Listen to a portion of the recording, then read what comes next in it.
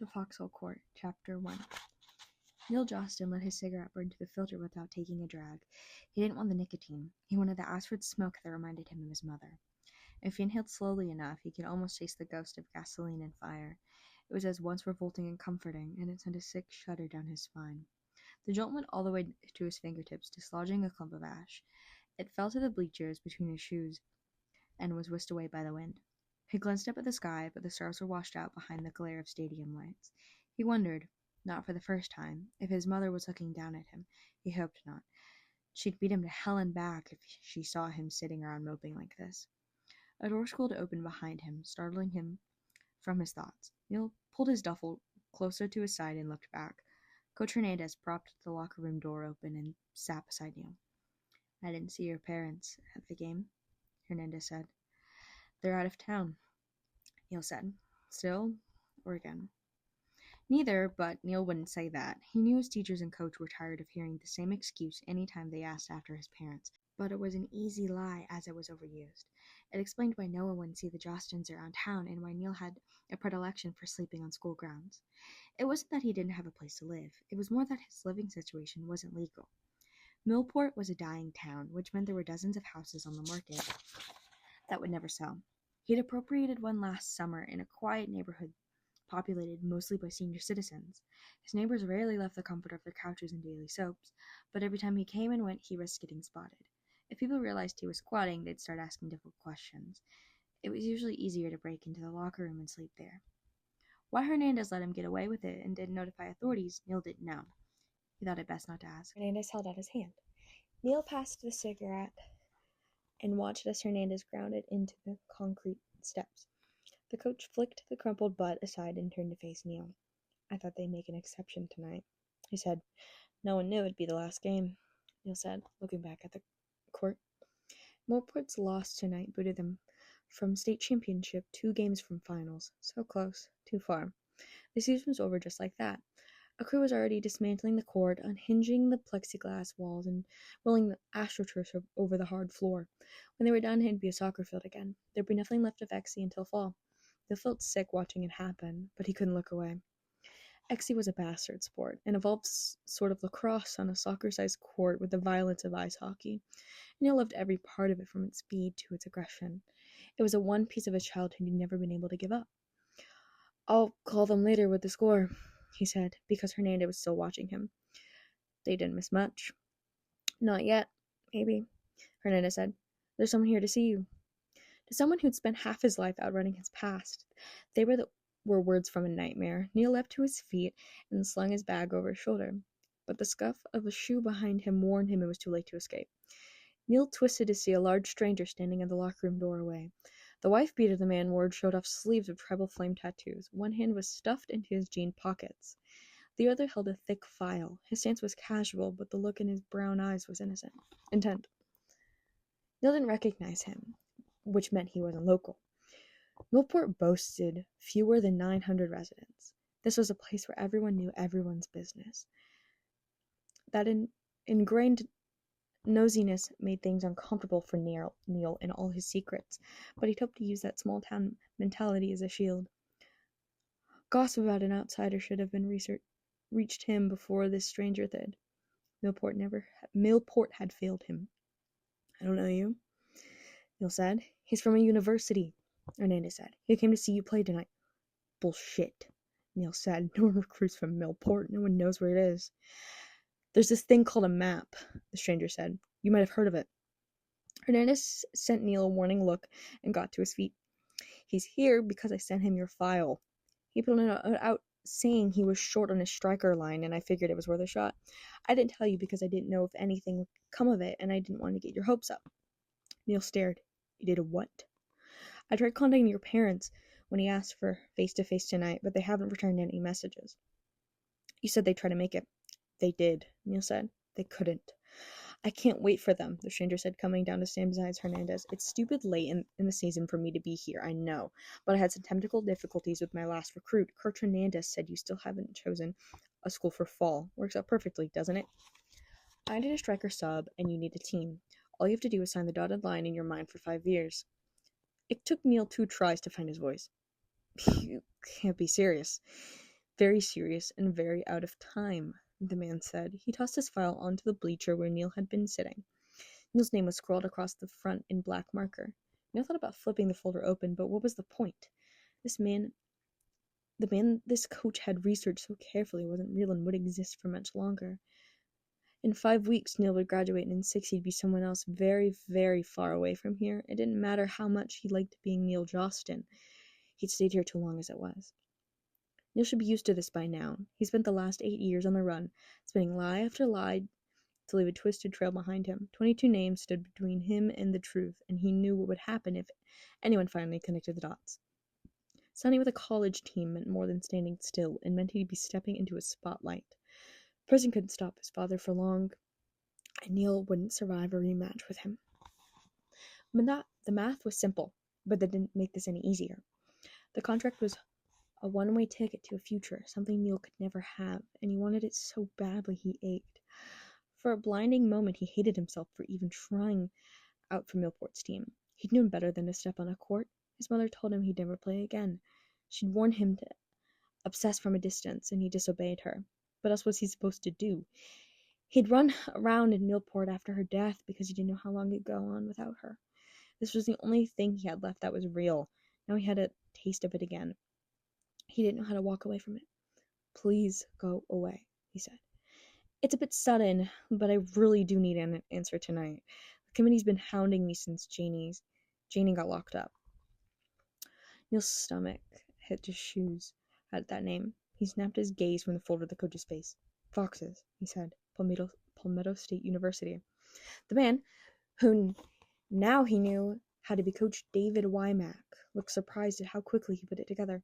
I guess you saw the news. Technical difficulties, he'd said. It was a nice way of saying your last recruit, Janie Smalls, tried to kill herself. Her best friend found her bleeding out in a bathtub and got her to hospital just in time. Last Neil heard, the girl was on suicide watch in a psychiatric ward.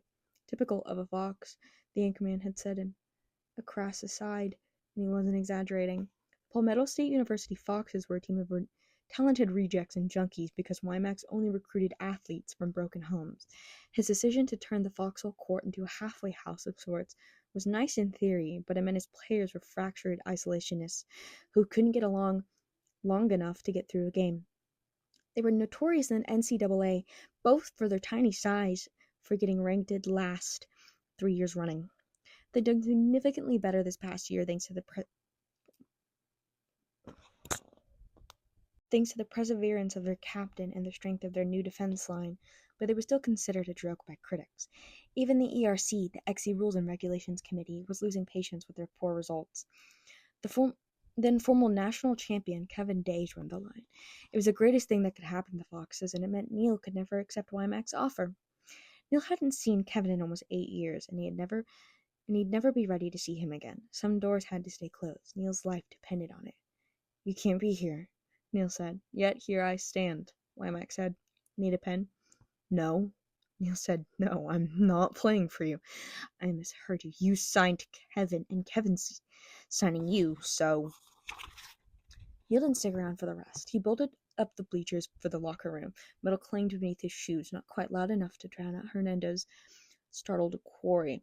Neil didn't look back to see if they were following. All he knew, all that mattered, was getting as far away from here as possible. Forget graduation, forget Neil Jostin. He'd leave tonight and run until he forgot Wymack ever said those words to him. Neil wasn't fast enough. He was halfway through the locker room when he realized he wasn't alone. There was someone waiting for him in the lounge between him and the front door. Light glinted off a bright yellow racket at as the stranger took a swing, and Neil was going too fast to stop. Wood slammed into his gut hard enough to crush his lungs into his spine. He didn't remember falling, but suddenly he was on his hands and knees, scrabbling ineffectually at the floor as he tried to breathe. He'd puke if he could only manage that first gasp, but his body refused to cooperate. The buzzing in his ears was Wymack's furious voice, but he sounded 1,000 miles away. God damn it, Minier, this is why we can't have nice things. Oh, Coach, someone said over Neil's head. If he was nice, he wouldn't be any use to us, would he? He's no use to us if you break him. You'd rather I let him go? Put a band-aid on him and tell him put a band-aid on him and he'll be good as new. The world crackled black and then came into too sharp focus as air finally hit Neil's tortured lungs. Neil inhaled so sharply he choked, and every racking cough threatened to shake him apart. He wrapped an arm around his middle to hold himself together, and slanted a fierce look up at his assailant.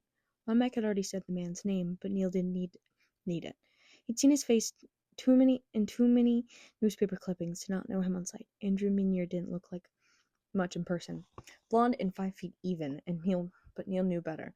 Andrew was the Foxes' freshman goalkeeper and their deadliest investment. Most of the Foxes were self-destructive, whereas Andrew seemed keen on collateral damage. He'd spent 3 years at a juvenile facility and barely avoided a second term. Andrew was also the only person to ever turn down the first-ranked Edgar Allan University.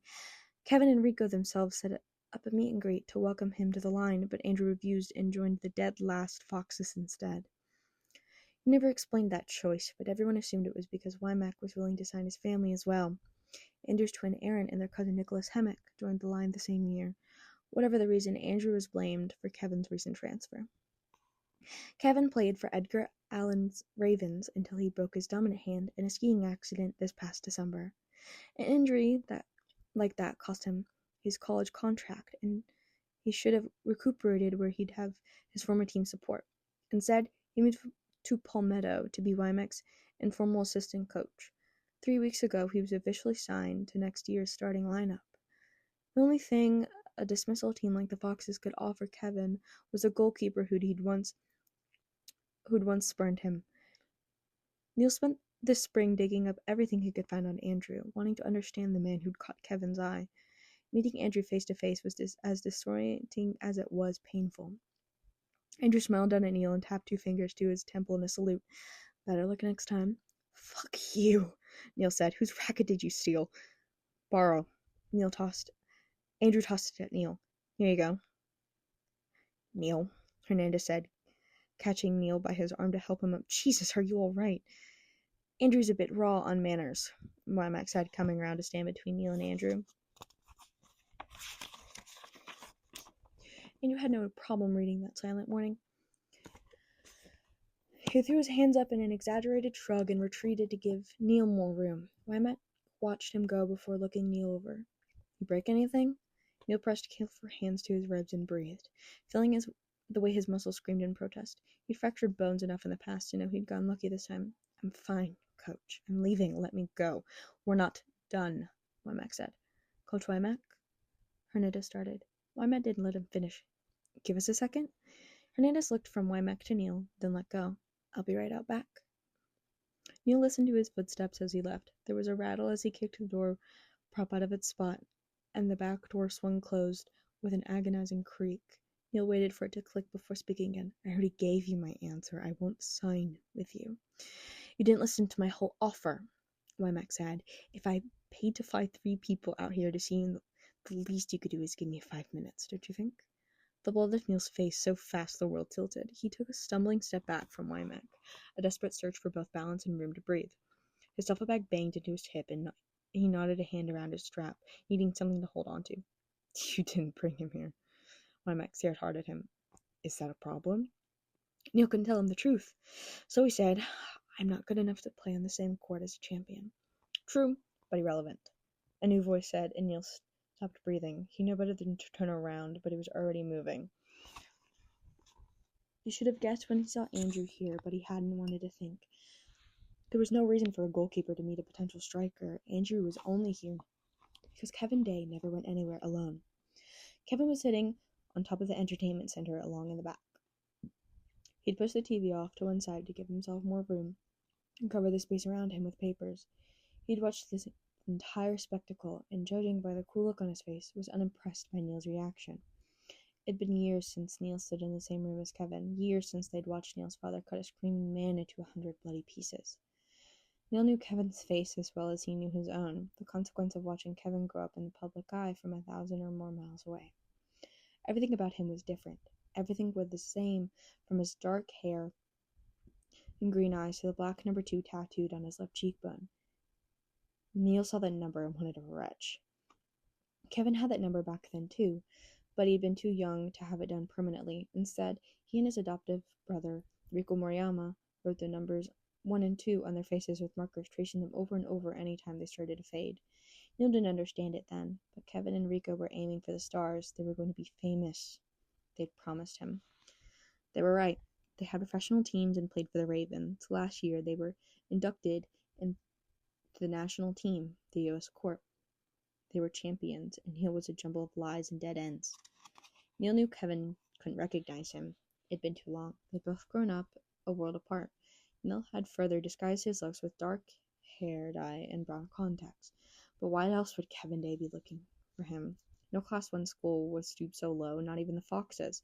Neil's records said he'd only been playing XE for a year. He'd been very careful this year and to act like a know-nothing, even loading up on and lugging around how-to books last fall. It was easy to pretend at first, since he hadn't picked up a racket in 8 years. The fact that he was playing a different position now than he'd played at Little League helped, since he had to relearn the game from a new perspective. He had an fact he was playing a different position now than he'd played at Little League helped, since he had to relearn the game from a new perspective. He'd had an inevitable and unavoidable learning curve, and he'd still fought hard to not shine. Had he slipped? Had it been too obvious that he had past experience he wasn't talking about? How had he caught Kevin's eye despite his best attempts to stay hidden? If it was that easy for Kevin, what sort of beacon was he sending to his father's people? "What are you doing here?" he asked through numb lips. "Why were you leaving?" Kevin asked. "I asked you first." "Coach already answered that question," Kevin said, a tad impatiently. "We were waiting for you to sign the contract. Stop wasting our time." "No," Neil said. "There are 1,000 strikers who jump at the chance to play with you. Why don't you bother with them?" "We saw their files," Wymack said. "We chose you." "I won't play with Kevin." "You will," Kevin said. Wymack shrugged at Neil. "Maybe you haven't noticed, but we're not leaving here until you say yes. Kevin says we have to, and he's right." "We should have thrown away your coach's letter the second we opened it," Kevin said. "Your file is deplorable, and I don't want someone with your inexperience on our court. It goes against everything we're trying to do with the Foxes this year. Fortunately for you, your coach knew better than to send us your statistics. He sent us a tape so we could see you in action instead. You play like you have everything to lose. His inexperience." If Kevin remembered him, he'd know that file was a lie. He'd know about Neil's Little League teams. He'd remember the scrimmage interrupted by that man's murder. "That's why," Neil said quietly. "That's the only kind of striker worth playing with." Relief made Neil stick to his stomach. Kevin didn't recognize him, and this was just a horrible coincidence. Maybe it was the world's way of showing him what could happen if he stayed in the same place for too long. Next time, it might not be Kevin. Next time, it might be his father. "It actually works in our favor that you're all the way out here," Wymack said. "No one outside of our team and school board even knows we're here. We don't want your face all over the news this summer. We've got too much to deal with right now, and we don't want to drag you into the mess until you're safe and settled at campus. There's a confidentiality clause in your contract. It says you can't tell anyone your hours until the season starts in August." Neil looked at Kevin again, searching for his real name in Kevin's face. "It's not a good idea." "Your opinion has been duly noted and dismissed," Wymack said. "Anything else, or are you going to start signing stuff?" The smart thing to do was bail. Even if Kevin didn't know who he was, this was a terrible idea. The Foxes spent too much time in the news, and it'd only get worse with Kevin on the line. Neil shouldn't submit himself to that sort of scrutiny. He should tear Wymack's contract into 1,000 pieces and leave. Leaving meant living, but Neil's way of living was survival, nothing more. It was new names and new places and never looking back. It was packing up and going as soon as he started to feel settled. This last year, without his mother at his side, it meant being completely alone and adrift. He didn't know if he was ready for that. He didn't know if he was ready to give up XC again, either. It was the only thing that made him feel real. Wymack's contract was permission to keep playing, and a chance to pretend at being normal a little while longer. Wymack said it was for 5 years, but Neil didn't have to stay that long. He could duck and run whenever he pleased, couldn't he? He looked at Kevin again. Kevin didn't recognize him, but maybe some part of him remembered the boy he'd met so many years ago. Neil's past was locked in Kevin's memories. It was proof he existed, same as this game they both played. Kevin was proof Neil was real. Maybe Kevin was also the best chance Neil had at knowing when to leave again. If he lived, practiced, and played with Kevin, he'd know when Kevin started to get suspicious. The second Kevin started asking questions, or looking at him funny, Neil would split. Well, Wymack said. Survival instincts warred with need and twisted into an almost debilitating panic. I have to talk to my mother, Neil said, because he didn't know what else to say. What for? Wymack said. You're legal, aren't you? Your file says you're 19. Neil was 18, but he wasn't going to contradict what his forged paperwork said. I still need to ask. She'll be happy for you. Maybe, Neil agreed quietly, knowing it was a lie. If his mother knew he was even considering this, she'd be furious. It was probably a good thing she'd never known. But Neil didn't think good was supposed to feel like a knife in his chest. I'll talk to her tonight. We can give you a lift home. I'm fine. Wymack looked at his foxes. Go wait in the car. Kevin gathered his files and slid off his perch. Andrew waited for Kevin to catch up and led him out of the locker room. Wymack waited until they were gone, then turned a serious look on Neil. Need one of us to talk to your parents? I'm fine, Neil said again. Wymack didn't even try subtly with his next question. Are they the ones who hurt you? Neil stared at him at a complete loss. It was blunt enough to be rude on so many levels that there wasn't a good place to start answering it. Wymack seemed to realize that, because he pushed on forward before Neil could respond. Let's try that again. The reason I'm asking is because Coach Hernandez guesses you spend several nights a week here. He thinks there's something going on since you won't change out with the others or let anyone meet your parents. That's why he nominated you to me. He thinks you'd fit the line. You know what that means, right? You know the people I look for. I don't know if he's right, he said, but something tells me he's not far off. Either way, the locker room's going to be shut down once the school year ends. You're not going to be able to come here during the summer. If your parents are a problem for you, we'll move you to South Carolina early. You'll do what? Neil asked, surprised. Andrew's lot stays in town for summer break, Wymack said. They crashed with Abby, our team nurse. Her place is full, but you could stay with me until the dorms open in June. My apartment's not made for 2 people, but I've got a couch that's a little softer than a rock. We'll tell everyone you're there for conditional early practice. Chances are half of them will believe it. You won't be able to fool the rest, but that doesn't matter. Foxes are foxes for a reason, and they know we wouldn't sign you if you didn't qualify. That doesn't mean they know specifics. It's not my place to ask, and I'm sure as hell not going to tell them. It took 2 tries to get the word out. Why? Coach Wymack was quiet for a minute. Do you think I made the team the way it is because I thought it would be a good publicity stunt? It's about second chances, Neil. Second, third, fourth, whatever. As long as you get at least one more than what anyone else wanted to give you.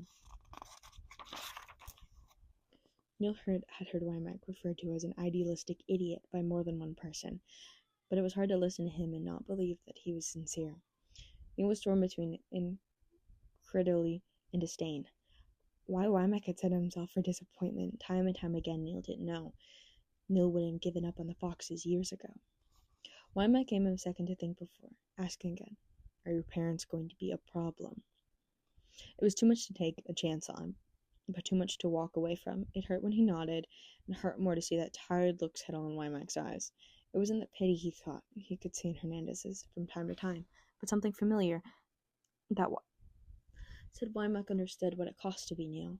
He knew what it was like to fight, to wake up and keep moving every day. Neil doubted the man could ever really understand, but even that tiny bit was more than he'd ever gotten in his life. Neil had to look away. Your graduation ceremony is May 11th, according to your coach, Wymack said at length. We'll have someone pick you up from Upstate Regional Airport Friday the 12th. Neil almost pointed out that he hadn't agreed to anything yet, but the words died in his throat as he realized he was really going. Keep the papers tonight, Wymack offered, pushing his folder at Neil again. This time Neil took it. Your coach can fax the signed copies to me on Monday. Welcome to the line. Thank you seemed appropriate, but Neil couldn't manage it. He kept his stare on the floor. Wymack didn't wait long for a response before going in search of Hernandez.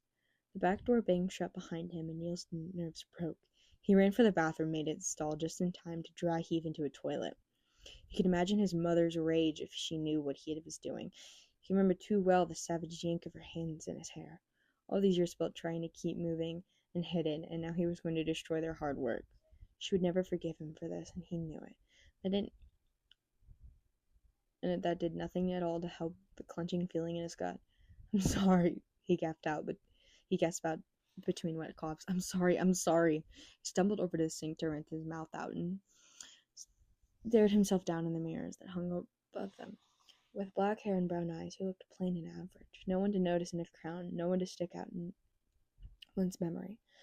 That was what he wanted, but he wondered if he could hold up against news cameras.